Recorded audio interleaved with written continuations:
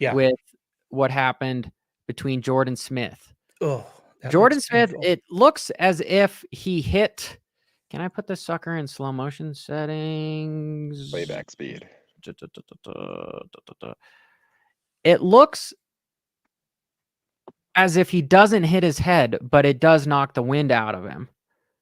So, with my experience, obviously you can get a concussion without physically hitting your head on the ground. So when he hit the bar pad and his head went forward, that looked like a hard enough head, whiplash that it could have caused some head trauma. But based off of how his chest hit the bars right there, to me, that's right where your lungs are at. So watch right here. When so he's up, and then he gets over the front, and then watch when his front wheel hits, bam, right there. So that was right here on his chest.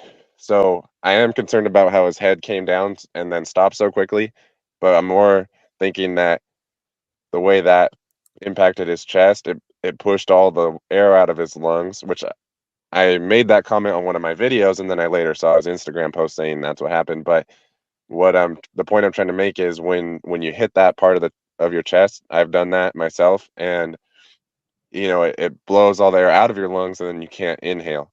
And so what I'm thinking is, obviously he's towards the end of the main event, so his heart rate's got to be peaked out. He's already running a high heart rate, and if you're not able to breathe to keep up with your heart rate as it is, that's going to spike it even more, and you're going to have a loss of oxygen in your blood. And so, from my experience and understanding of how that all works, is you lose a lot of motor control the higher your heart rate is. And so I feel like a lot of his decision making could have been, off just based off of the lack of oxygen to his brain and his extremities. And then also, I think one thing that we're also potentially overlooking, which I overlooked myself at first, is what about his bike? So if you see right here, when it lands, I think his right handlebar kind of drags a little bit. Um, and I think it might have been a little twisted up. So those ruts, particularly on this straightaway where he crashed, and then obviously when he had the issues again, I don't know, his bike looks like it should have been fine, but either way, if his bike was twisted at all, that's going to make it even harder. He could have even twisted his bars just a bit from that case.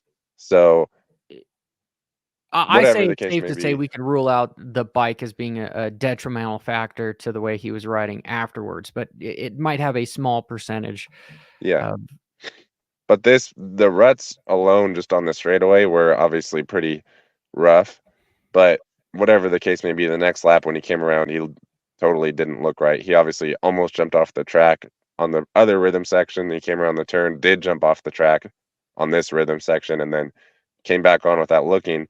And I would say that's the one part that is really a red flag to me is, irregardless of how you were able to ride, you should have the awareness to try to at least look before you pull back onto the track, regardless of how, you know, hard it was to ride your bike or how, hadn't caught your breath yet. You should, if your head was all there, you should have been able to stop at the tough block and look before he pulled onto the track. So that's where I think you could make an argument towards head trauma. Mistake. Well, and to me, you've got three things based on what Shane just said.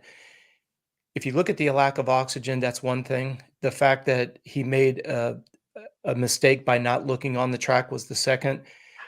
Take it one step further.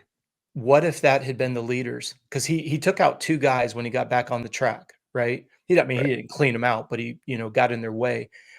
If you're not cognizant, because you didn't even look, that Nope. very seriously could have been the leaders of the race. The industry would be having a completely different conversation about, hey, why in the world was he allowed to continue to race?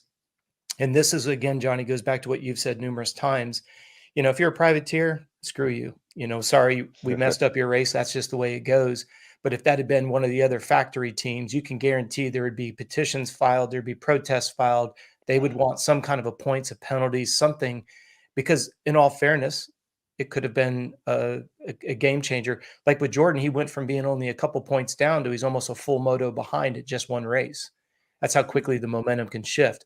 Well, can you imagine essentially somebody who's hurt goes and takes out, let's just say in this case, he cleans out the leader, and now all of a sudden it's like a huge points shift, but because it wasn't another factory ride, we go, well, it is what it. In fact, I haven't heard hardly any discussions other than the fact that it was a big hit, and Jordan once again has done what Jordan always does, and that's starts with a bang and ends up losing the series because of an injury.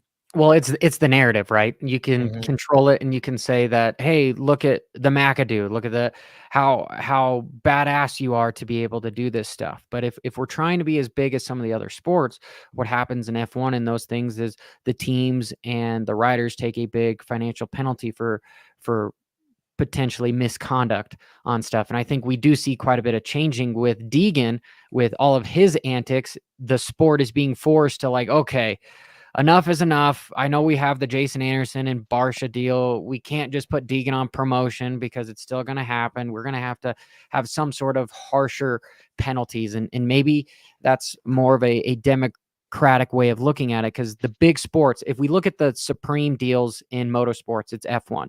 And it's essentially, it's somewhat of a dictatorship, and it's not conservative. And however, Coach and Shane, in this incident, I don't know how the medical professionals could assess this guy, because the race was almost over at this point. And yeah, he ended up getting in the way of some other riders, but I would say it was a luck thing. Nothing crazy happened, so it can be written off as nothing bad happened. But we have never seen somebody get a medical black flag before for the safety of the riders. And I don't know what it's going to take to see something like that. But in this instant, with 5 minutes left to go in the race, how do you assess a rider to make it to where he's not suitable to continue? A few years ago with the McAdoo incident, it wasn't at Daytona, it was at Atlanta. Anyway, it's semantics. What happened there was literally a red flag restart. So there was enough time given to be able to assess a rider. In this situation, it's all happening inside of like 30 seconds. So Yeah. I don't know. I think the medical professionals did the best with what they could right there. Yeah. I think I can answer that. So I don't think you can really assess him. If you look at the race, I believe there was an Alpine Star in between the lanes, and he ran up to him and obviously did like a quick, hey, are you okay, or something, whatever was said. And he obviously got his breath, got back on the bike, and continued. And I think that the answer to your question, Johnny, is that you really can't assess a rider in that time frame, and you really can't make them stop to be assessed, especially like with Jordan's situation. He's in the championship fight, so every second it's going to potentially be a position and a point, and it's going to matter. So unfortunately, I think what you have to do is let them go back on the track and show whether they are a danger to themselves and the other riders. And then in Jordan's instance, where he pulled back onto the track and showed that a complete lack of awareness and potentially a lack of capability to safely ride around the track, then that's when you would discuss, hey, are we black flagging this guy? He's a hazard.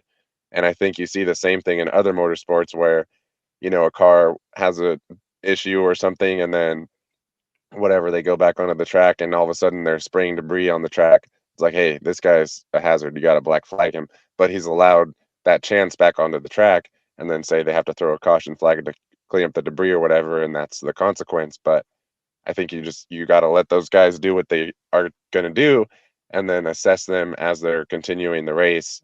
And then if they show themselves to be unfit to continue, then you have to black flag them. Johnny, what was the race that McAdoo got his feet hung up over the over-under, slammed his head? They started the race, and then through that rhythm section on the opening lap, McAdoo crashed somebody that they had a bunch of medical damage in it. I want to say Benny Bloss, but that's not Benny. Who was it that McAdoo landed on, and he had all kinds of issues? That had to be flighted out. I don't remember if he had to be flighted out, but I remember he got banged up pretty bad. Are you talking about where McAdoo landed on him? Yeah, and I can't remember who the rider was for the life of me. For whatever reason, in my brain, it always goes to Blows. Wasn't it Marchbanks or? It was Chris Blows that happened. It was Blows? Okay, so my head was okay. This is the problem that I have with it, and you know me, I'm not into redistribution of wealth whatsoever, but so you got McAdoo who smashes his head. They restart the race. They allow him to restart the race. Now, again, let's go back and let's say that was another factory rider that's in the points race.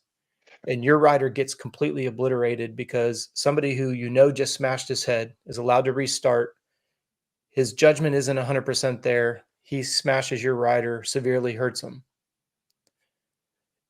When you're looking at exactly what Shane just said, the ramifications of black flagging, cost versus benefit. If McAdoo, I mean, let's face it, it's because we're looking at it in hindsight, it's very easy. If McAdoo hadn't been allowed to restart, we can safely say there's a better chance that Blos wouldn't have gotten hurt. Somebody else could have run into him, but 100%. it was hit by somebody who's concussed. So to Shane's example, hey, black flag him, come in, have the medical, and I know there's only 5 minutes left, and I know there's points on the board, but to continue to let him race, and then you have something that exactly what we've already seen with McAdoo happen, I think we have enough of a pre-existing situation to be able to make an executive decision and go, that's what we're trying to avoid. Would you not agree with that?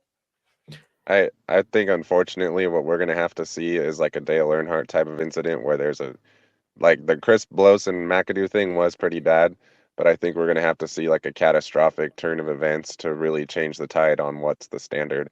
Like when you had the Dale Earnhardt death, it started to turn the tide as far as they started to mandate Hans devices and to, the head and neck restraint for the drivers. Some people were wearing them, but then it became mandated and they started creating the safer barrier walls and things like that. The industry changed completely, the cars, everything, yada, yada. So unfortunately, I think you're going to have to see something like where Jordan showed a clear lack of awareness and pulls out onto the track and T-bones Levi type of situation. And then Levi breaks both his arms and he's out. And some just a total nightmare situation to where it's like, hey, we need to readdress what we're doing with these riders' safety in order to really change what we're doing. And how sad is that it has to go to such an extreme before we get a catalyst for change? Now, again, we realize we're in a very dangerous sport. We can't micromanage every possible scenario, but I like what Shane was saying. If you see a car out there and it's spewing oil or something's wrong, for the safety and the sake of the race as an entirety, you pull that one person off. You're not picking on one person. It's for the integrity of the race itself and for the safety of all, especially with something like that where, it's not like we have lap times that are 8.5 minutes long. Within 40 seconds, you can be assessed, put back in, or I don't know how long it would take to do the assessment. I'm not a medical professional, but I don't know. To me, that seemed like it could have been a lot worse and avoidable, which is kind of. But it wasn't, and therefore it's not, I guess, spotlighted, right? And that's why we're having this conversation. And I agree with both of you, but I will make the point that in this situation, I don't really think anything was done wrong because of. No, I agree. It ended okay. It ended okay. And you either have to be such a stickler on rules to basically say, if you get disconnected from your motorcycle, you cannot continue the race because every situation is going to be different. Sure. And 100%. That would be the only solution to prevent something like this. But that's not going to happen anytime soon either. So I want to know what you guys think in the comments below. And we are at an hour and a half here. And I have a little girl that just woke up. So I need to go be daddy daycare and do the responsible thing and not leave my kid in their crib for so long. So I appreciate every single one of you SOBs that have joined us in the live show. Make sure that you check out all these guys and their links to their channels in the description below. It has been a wonderful conversation, and make sure you tune in next week for yet another podcast where it is MX Unfiltered. So, Shane, can I get you to brop with me?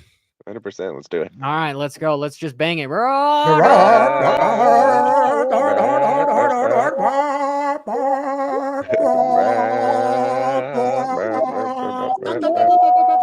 the rev limiter. And then Johnny Z bike. Dude, I freaking hate e-bikes, but I love just the mechanical. You don't have to touch them. Don't have to touch them.